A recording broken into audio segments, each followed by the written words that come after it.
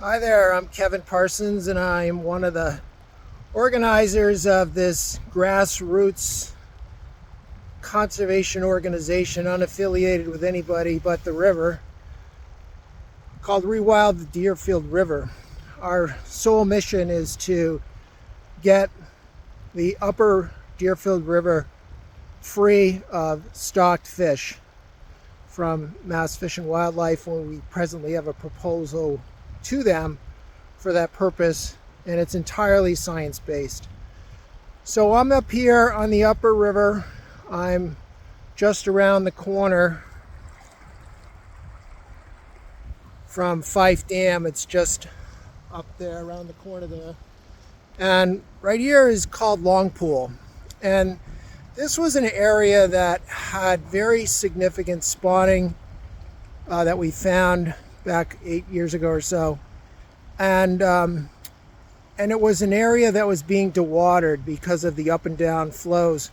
What was going on is that the fish would be spawning in areas that were in shallower water during low flows, but then they'd be tricked into a sense of security that they could spawn in these particular areas. And I'll see it right up there. That whole area, that's all just, you just see rocks and grass. That was primarily where those fish would be spawning, because every day the flows would come up to about 800, 900 CFS. And this whole area would be, you could see it on the banks, you'd have about 18 inches of water in this area during those high flows. And the fish would go into that area, spawn, and then when the waters would retreat to 125, which is what we have right now, all those reds would be exposed. So we haven't had any high water on this river for a couple of weeks now. And the spawning just started. So the fish are now having to figure out, okay, if I can't spawn there, where am I going to go? And lo and behold, what do you know? They're figuring it out.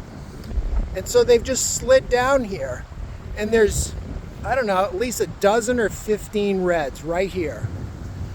And so what's great is that even though we haven't had much water, which is an issue, but the fish have acclimated to this being the constant flow. So these reds are going to be forever covered for the entire year. And so one would think that come this spring that we're going to have a really good emergence rate, because all of these reds, which used to be covered when they were up in there, now these fish have settled down into this deeper water, which is about probably like 10, 12 inches deep. And so we're going to have a really good spring, hopefully, where we're going to have a lot of young fry emerging in March. And then we want to keep Mass Fish and Wildlife from stocking this upper river, because the stocking dumping area is right up around the corner at the put-in, I'd say about 400 yards upstream. And so those stock fish, they come down and they settle into these softer areas. And this is where these young fry hang out, right along these edges here. And that's where the stockies come in and they wipe them out. So what we want to do is to convince Mass Fish and Wildlife to stop stocking for a while. Let's see what Mother Nature can do. And then when we get even better winter flows, which are going to happen in the next 3 years, it should be even better, because then that entire area is going to be covered all through the winter time. And so that's our purpose. We're science-based, and we think that this is the right thing to do for this amazing, beautiful place, and that there is no reason whatsoever for Mass Fish and Wildlife to continue to stock this area and let it go wild and see what Mother Nature can do.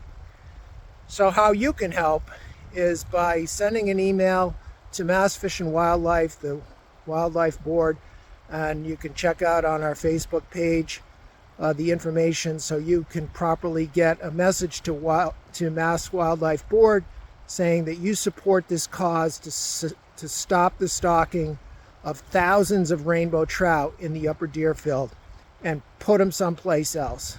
But just leave this place alone and let's see what a rewilded Deerfield would look like.